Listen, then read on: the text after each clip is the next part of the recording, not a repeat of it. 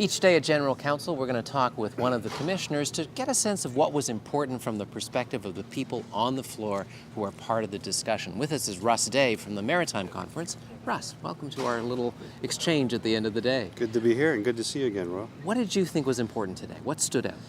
Well, the first thing that stood out was the wonderful welcome from the local Aboriginal leader, the local chief, and also in the opening worship and in the opening conversations to notice how much our engagement with First Nations has changed our ways and our language. I think it's been a real gift to the church.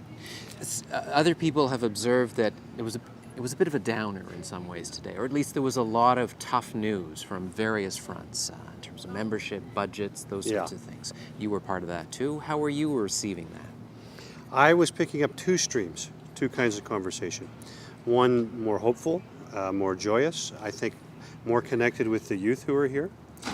There was a whole power around our show of appreciation for David, the moderator, and our gratitude for him and the power of his leadership. So the one side of the equation was a stream of kind of openness to the Spirit and even some confidence and joy.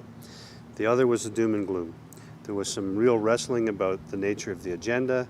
People were referring to a lack of trust in the leadership of the church repeatedly. And then, of course, the State of the Church report that talked about money was tough.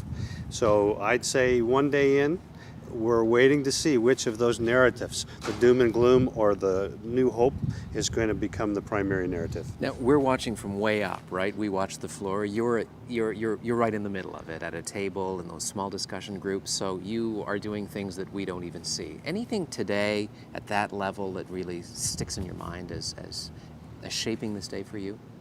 Well, the first thing that struck me was my table was speaking French when I got there.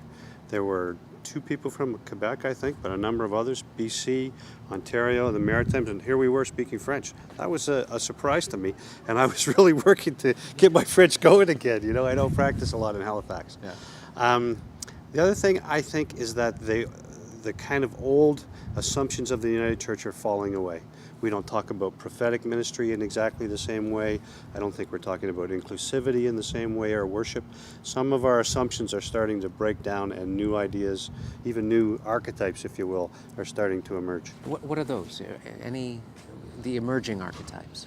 I think we're starting to understand, and again, maybe perhaps largely because of our encounter with First Nations, that justice and spirituality go hand in hand. They're not separate things. Mm-hmm. Worship and work are not separate things. Mm-hmm. I think we're finding a language that is grounded in earth, in some kind of ecofeminism in a way, in the lessons from Aboriginal people that there's a greater wholeness.